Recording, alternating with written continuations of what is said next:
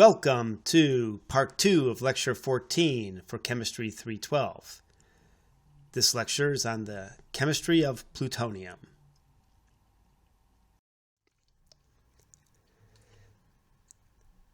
This part of the plutonium lecture is going to focus on the metallic state of plutonium.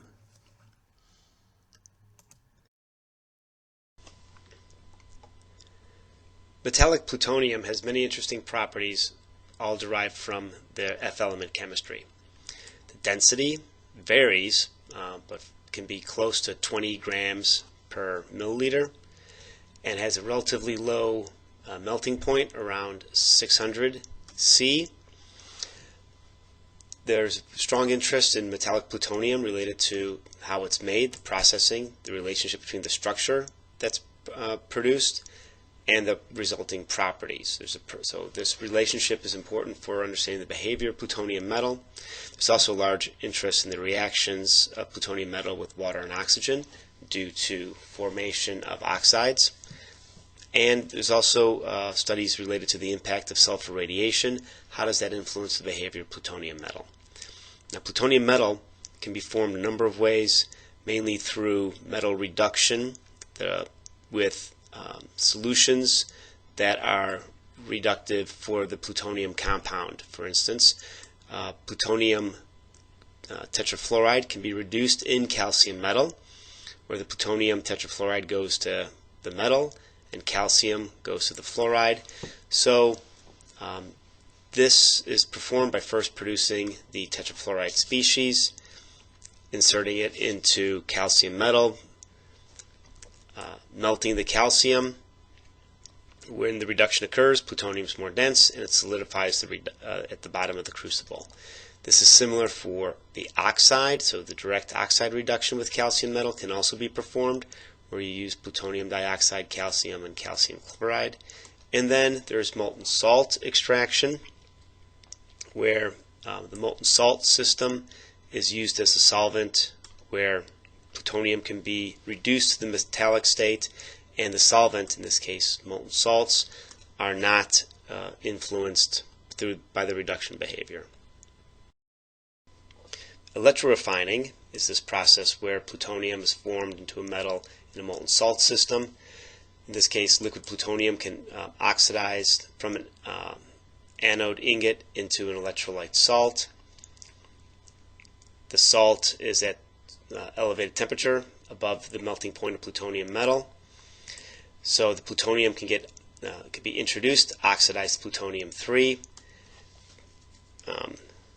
This plutonium-3 can go to the cathode, where reduction occurs, and when the plutonium metal is formed, it melts and it drips off the cathode into a criticality shape, a criticality safe shape, as this ring shown here.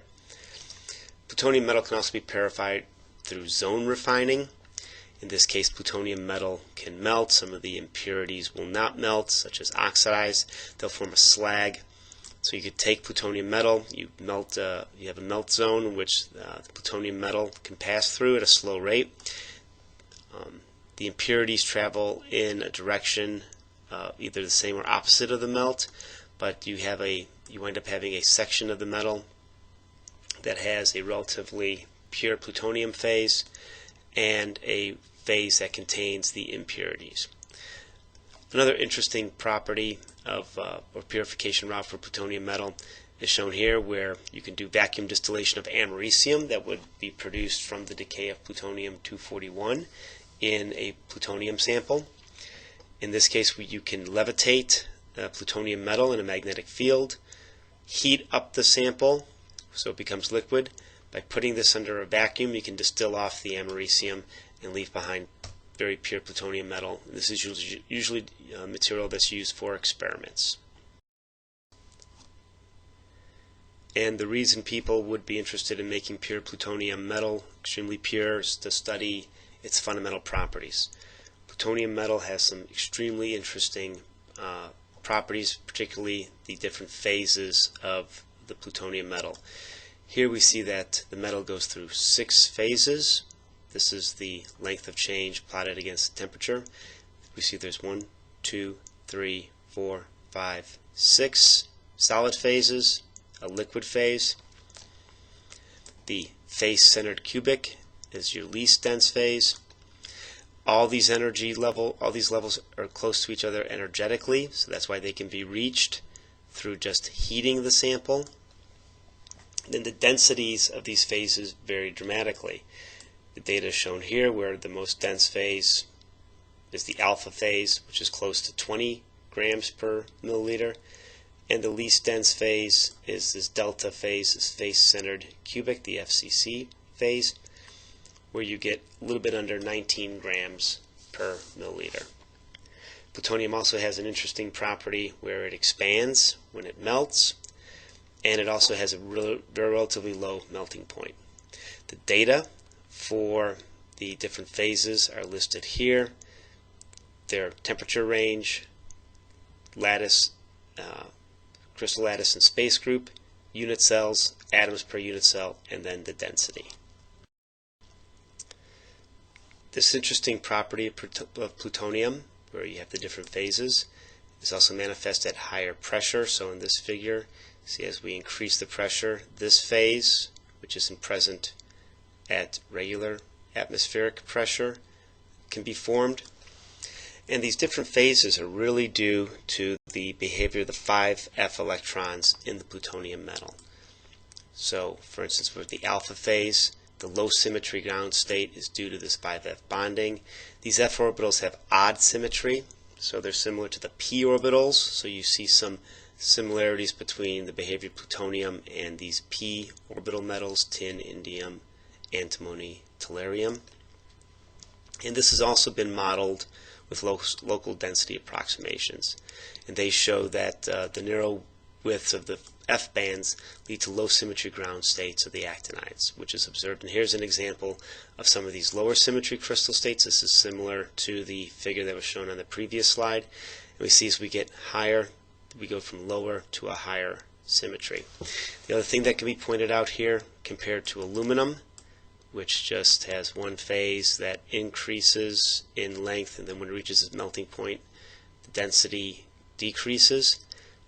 Very simple system. Plutonium is much more complicated with these different phases, and then added to the fact that the liquid is more dense than the highest temperature solid phase. An example of the mixing of different electron orbitals in the development of plutonium metal can be shown here with the delta plutonium, which has the FCC phase. The total contribution is shown in this solid red line. Now, plutonium was only consistent with the F electron band. The measurement would be, the lattice constant would be smaller than contributed. It would be dominated by here. The contribution from the S and P bands, which are shown here, stabilizes larger volumes, and the F band is narrow at larger volumes. So if we see over here, we see that it gets narrower. And there's strong competition between repulsive S and P band contributions and attractive F band contributions, and this caused some instability near the ground state. One of the manifestations of this instability is that the density of states functions are different for the low symmetry crystal structures. What that really means is that total energies of crystals are close to each other, close enough where they can be expressed by heating the metal or by applying temperature. If you think about it from the terms of a Boltzmann distribution, you can start promoting electrons to higher energy states, which from one state to another, so that they can occupy different orbitals, different bonds, different bands, and for the plutonium metal, that's going to manifest itself in different crystal structures. As we mentioned, these F electrons' behaviors change with lattice vibrations or heating, so they can be manifest and reached by just heating the sample of plutonium, resulting in these different phases. And these interactions with temperature result in the phase transformations between the alpha all the way to the other phases that are present. These small temperature changes can induce large electronic changes, and they produce relatively large free energy changes. The kinetics are shown here for the changes of plutonium going from one phase to another. As you can see, these curves that we highlighted show some of the boundary conditions for the kinetics. And as we see here, this is, for example, an alpha phase in an unstable regime and a beta phase in an unstable regime. At a given temperature, with certain time, these beta phases, which are unstable, will start to go to an alpha and a beta phase, and then complete over to an alpha phase. And the reverse is true for the alpha going to the beta. This behavior is all related to the mixing of the different orbitals that can be occupied in the plutonium metal.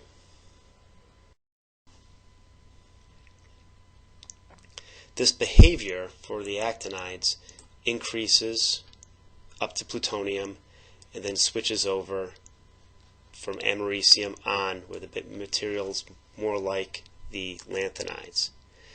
We can see that there's a relatively large gap between the delocalized and localized nature in uranium, localized and delocalized nature in americium, and we get a mixing of the localized and delocalized behavior in plutonium. So because of this, we get these transitions. The itinerant here is the stable phase. Over here we get a mixture of going it from delocalized to localized, where in the americium the F electrons are more localized. And then here's fundamentally the fraction of 5F electrons involved in bonding. As we see, we start off with the alpha phase. As we would see here, we have largest amount of itinerant behavior. Right, so the F electrons are involved in bonding. We get a decrease as we go down. We go to the least dense phases have the lowest amount of F electron contribution in the metal bonding, and we actually go up when we hit the liquid phase. Another way of viewing this behavior in the F element behavior in the actinides is shown here.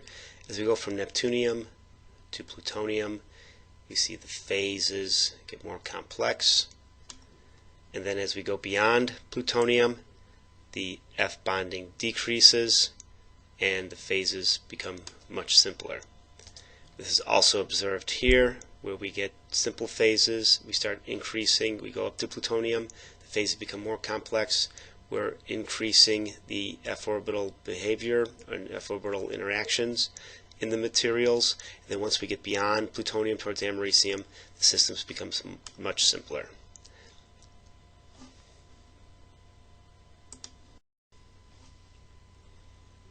So for plutonium metal, we see that the liquid is denser than the three highest temperature solid phases. So liquid density is 16.7 grams per milliliter, where the other phases, the three highest temperature phases, are less than that.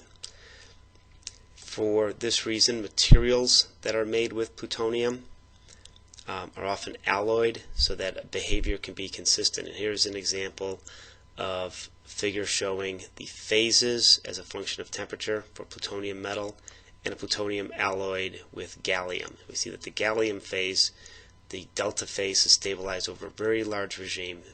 Lattice change or length change is minimalized when temperature is reached, where the epsilon is formed, and then liquids are also formed. And we see that there's consistent behavior with these alloys. And as an example, though, this phases that we see here is a relatively narrow band of the plutonium-gallium phase diagram. We see that the alloy only occupies a relatively small area of this phase diagram, where we have fundamentally 11 different compounds that can be formed between plutonium and gallium. So it's a rather complicated phase diagram, but this property here is exploited for plutonium metal. And as we see here, this is the example of the change in the density as the material temperature increases, we see a change in density where the liquid phase winds up being more dense than the solid. Some details of the gallium-plutonium phase diagram are shown here at the low gallium concentration end, and these are the US and Russian phase diagrams. The information is shown here. The main difference is that the Russians observed complicated intermetallic, so plutonium alpha phase plus this plutonium-gallium intermetallic, under conditions where the US phase diagram just predicted a single delta phase. Both these phase diagrams are just extrapolations, but they have very different conclusions, and these were important differences where at the end of the Cold War they were used as a common research project to understand the behavior of plutonium gallium alloys under these specific conditions. Plutonium also forms alloys with a number of different metals, such as these listed here can stabilize the delta phase at room temperature, and these listed here, some of the tetravalents, the delta phase can be stabilized with rapid cooling. The neptunium stabilizes the alpha and beta phase region, and the beta phase can be stabilized at room temperature with hafnium, titanium, zirconium, these tetravalents. Again, with rapid cooling, you can stabilize a delta phase.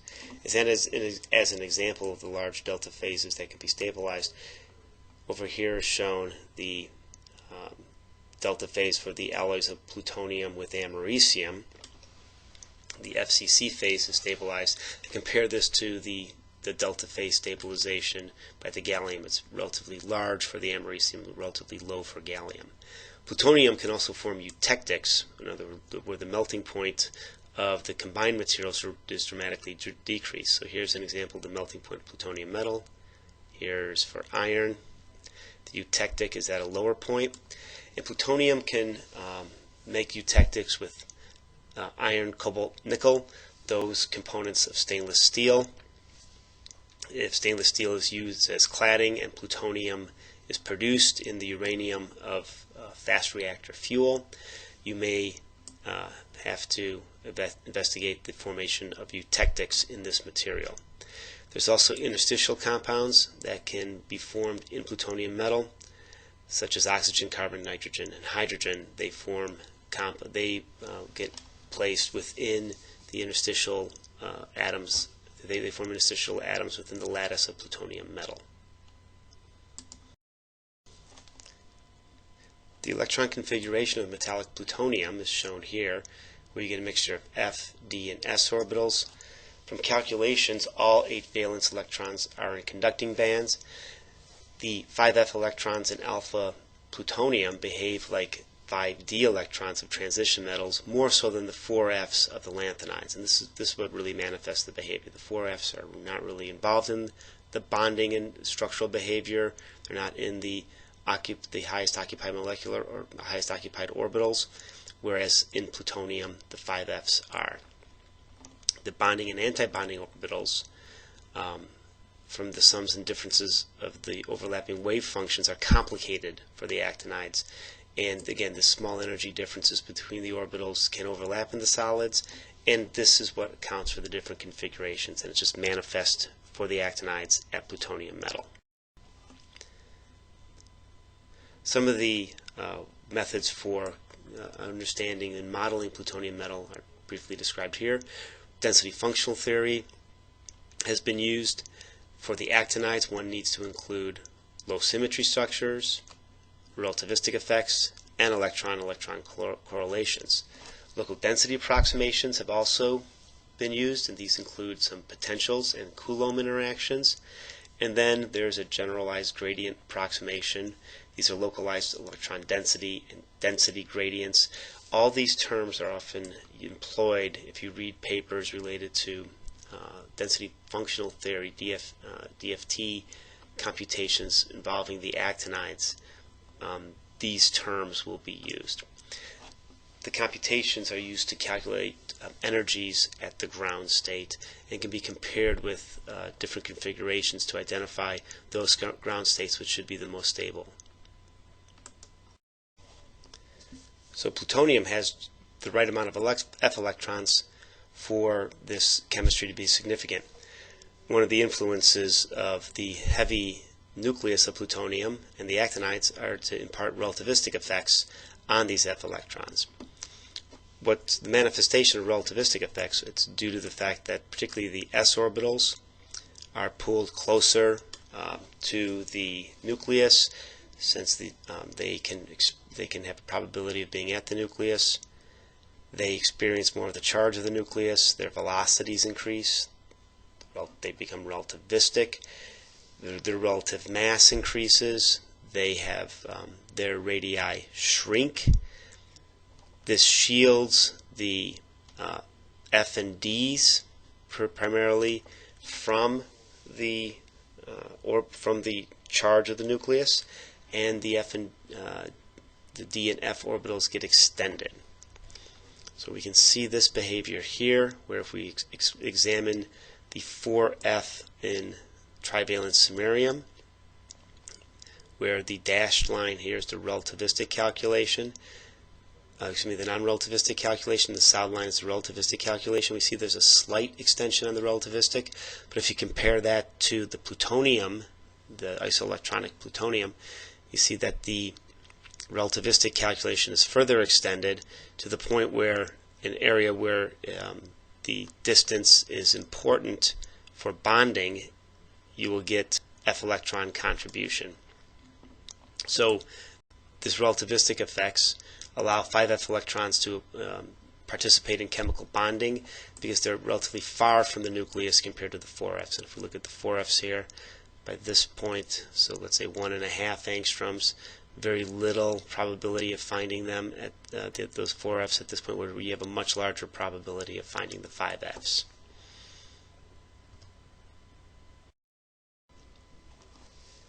As we mentioned at the beginning of this lecture, the physical properties of plutonium metal are of interest. And once the metal is made, we get some metal mechanical properties, particularly stress strain. The alpha phase plutonium is strong and brittle, similar to cast iron, as we see from this point. Cast iron plutonium metal shown here, where the delta phase shows this limited elastic response followed by plastic behavior, basically the same sort of behavior as aluminum. The delta phase has something low yield strength and ductile fracture. So the properties of these two phases are radically different.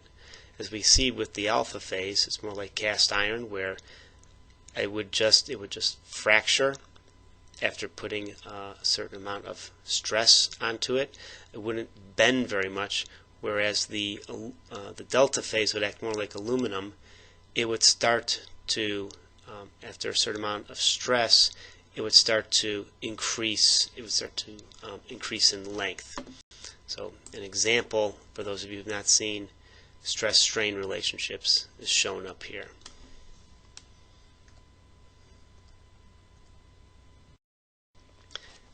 The influence of temperature on the strengths of plutonium phases have been examined, and it's found that the alpha and beta phases are very sensitive to temperature, as we see that the stress changes dramatically as a function of temperature, where the gamma and delta phases over here less pronounced, less of a pronounced change.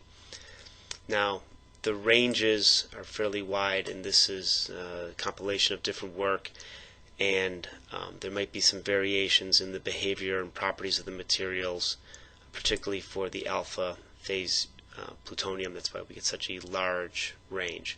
But what we do see as what's consistent is this large change in stress as a function of temperature. So 100 degrees, we go from something on the order of 100 to 400 megapascal, where for the gamma and delta phase, over 100 degree for the delta phase, we hardly get any stress change. So plutonium metal has an elastic response. This is again due to electron structure and resulting cohesive forces. Metallic bonds, when they interact, they tend to have high cohesive forces that give high elastic constants. Now, metallic bonding is not very directional, right? Since these electrons that these metal ions are sharing should be shared throughout the lattice. So this results in metal atoms that surround themselves as many neighbors as possible, so they're close packed and relatively simple structures. Now, as we've already seen with the plutonium 5F electrons, they have relatively narrow conducting bands with high densities of states. So plutonium has typical metal properties at elevated temperatures or in alloys, as we've seen, but for the lower temperatures we have this low symmetry. And again, this not only has this structural behavior, but has some of these mechanical behaviors that go along with it. And again, it's all linked to the behavior of the F electrons. Now, one of the investigated properties of plutonium metal is this corrosion relevant oxidation. This mainly has to do with the fact that the metal itself is very dense, the oxides are less so, so any corrosion or oxidation is accompanied by swelling of the material since the density is decreasing. What's been examined is formation of oxide layers, how these oxide layers form, and the role of water and oxygen in the atmosphere on the corrosion and oxidation of plutonium metal. Plutonium metal has pyrophoric properties, so it's known that the oxidation can be very rapid. What is known is that the corrosion depends upon the chemical conditions of the plutonium surface. So if there's low amounts of oxygen present, as opposed to forming UO2, Pu2O3, so the trivalent as opposed to the tetravalent oxidation state can be formed. This phase actually promotes corrosion by hydrogen. So the role of water, again in the presence of oxygen, is important. Another thing is the formation of the hydride can increase the oxidation of plutonium in oxygen by 10 to the 13th. So a small amount of hydride formation, for instance from water, can have a very pronounced effect on any oxidation of the plutonium. There's also hyperstoichiometric dioxide that can form in the presence of water, and this can enhance the corrosion of plutonium metal in moist air.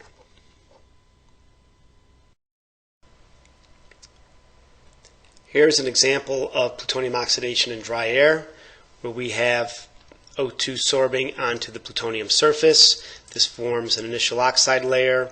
Over time, that oxide layer grows, and then we have diffusion of the oxygen through that layer in order to oxidize more of the plutonium metal. During this process, through the oxidation, heat occurs. It's an exothermic reaction.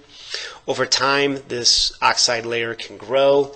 When it gets to around 4 to 5 microns in room temperature, there's surface stresses that occur, and the oxide layer starts to fall apart. So once that occurs, this area now has a shorter path length. This can lead to further oxidation.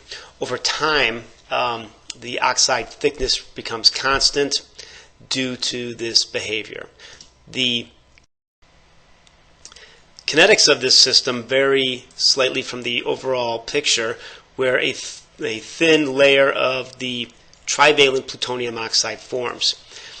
Here we see what we discussed in the previous slide, this O2 reacting with the plutonium forming the dioxide, O2 penetrating, and then we get this small layer of Pu2O3, and autoreduction occurs where the plutonium tetravalent state reacts with the plutonium metal.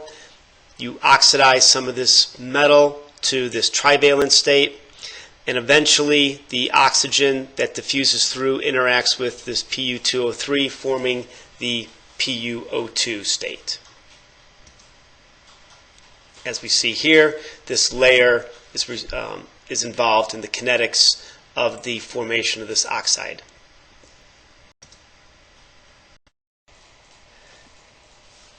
The oxidation kinetics of plutonium metal and alloys have been examined in a number of conditions, primarily dry air and water vapor. The data is shown here, and what we have is the log of the reaction rate R versus 1 over T. So the slope of these is proportional to the activation energy for the corrosion reaction. Curve 1, shown here, this is just the oxidation rate of unalloyed plutonium in dry air or dry dioxygen at atmospheric pressure. We see that this overall rate is between these values here and these values here. This other curve, where the rate is where we have our rates higher at the same temperature. So as we see here, 100 degrees, 200 degrees. This is the inverse of the temperature down here. We see that this includes water vapor up to 0.21 bar.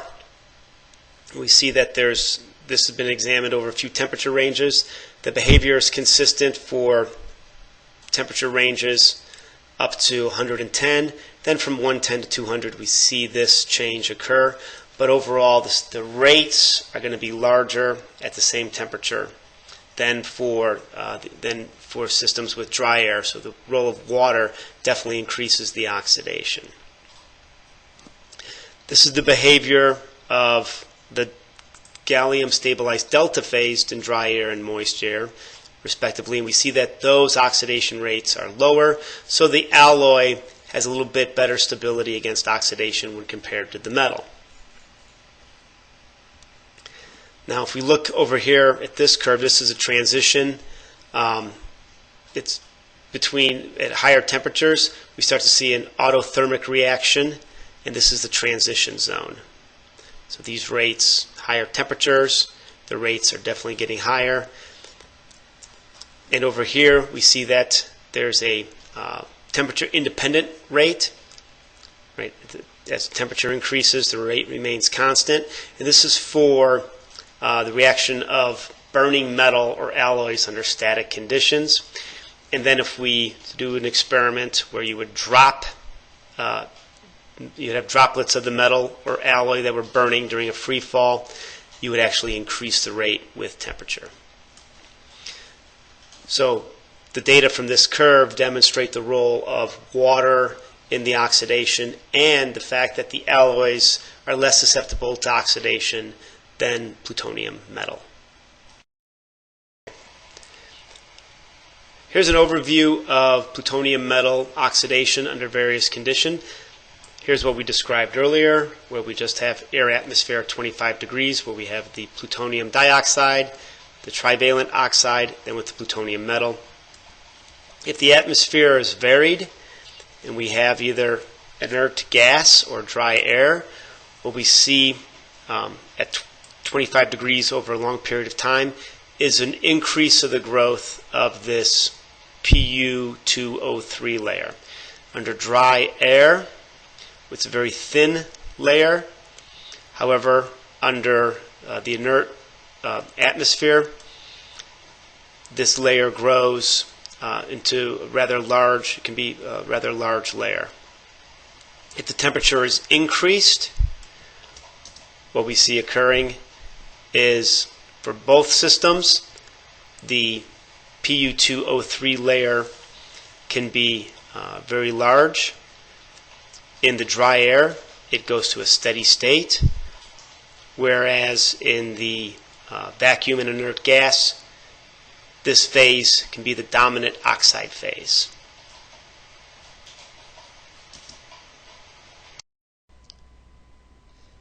We can also examine the oxidation of plutonium as a hydride species. Here we see the rates for the oxidation of plutonium hydride that's coated plutonium, and this oxidation is done in air, a hydride of plutonium, or the 3 oxidation state 3 oxide coated plutonium in hydrogen. So in other words, this is a formation of the hydride. And then here's the plutonium hydride coated plutonium in oxygen. So we see that these rates, particularly if we compare them to the rates we previously discussed, we see that there are a few differences. One, the rates are a lot greater. And two, they're constant. We don't see the temperature variation as we saw with the previous discussion on just the metal oxidation. So the hydrides are definitely a system that one would want to avoid. This is one of the reasons that water is effectively removed from any stored plutonium metal. And as we see here, this hydride is readily oxidized by air. And then if we go from an air to an oxygen atmosphere, the rate of oxidation goes up. And this hydriding occurs only after the dioxide layer is penetrated. So the hydrogen is kind of an initiating step. We see that these values are constant. And one of the things that we could take away from these constant values is that the surface acts as a catalyst for the oxide reaction. So the hydride, it's not a true catalyst. It is fundamentally destroyed, but then the hydrogen migrates and then reforms the hydride later. We'll talk about that in the next slide. And these are obviously, from these rates, we see that these are the most reactive locations. In fact, from temperatures between negative 55 Celsius and 350 Celsius and a hydrogen atmosphere of 1 bar, the reaction is fully active. It consumes plutonium at a constant rate between 6 and 7 grams per centimeter squared per minute. And this means that if you had an alloy of plutonium or an alloy of plutonium metal or plutonium alloy, the rate of this oxidation would be about 20 centimeters an hour. And here's more detailed about the oxidation plutonium hydride as we just discussed. So imagine that we have a hydride coated plutonium oxide that gets exposed to oxygen.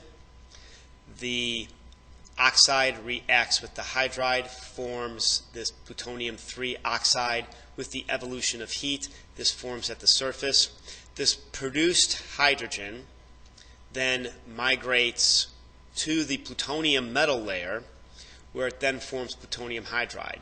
This is an exothermic reaction and helps drive this formation. That's why the kinetics are so rapid. It's almost a autocatalytic type of reaction.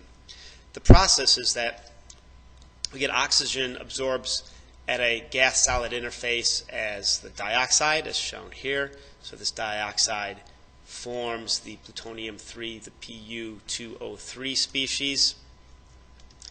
And as the O2 dissociates and enters the oxide lattice as the anionic species, as what's shown here. Then we get this thin layer of we get this layer of oxide, and a thin layer of the dioxide may exist at some sort of surface or some interface, but it's not a dominant species. So as this oxide enters the lattice, we definitely form some oxidation.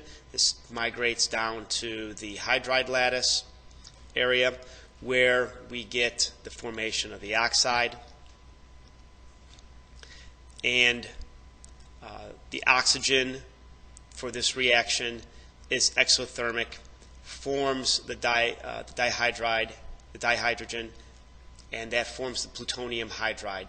So we see that the surface is where the reaction occurs, but we get a migration of both the oxide and the hydride through the plutonium metal. Now, why this is important is that for storage of plutonium metal, you want to prevent any sort of oxidation from occurring because it goes from a very dense material to a lighter material. That means you have swelling, as an example here, of 2 storage containers that contain plutonium metal. Upon the reaction of this oxidation reaction, the material converted from the metal to the oxide and the hydride, swelling the package, and in one case, bursting the package. When you've completed part 2 of the lecture on plutonium chemistry. Please proceed to the third and final lecture.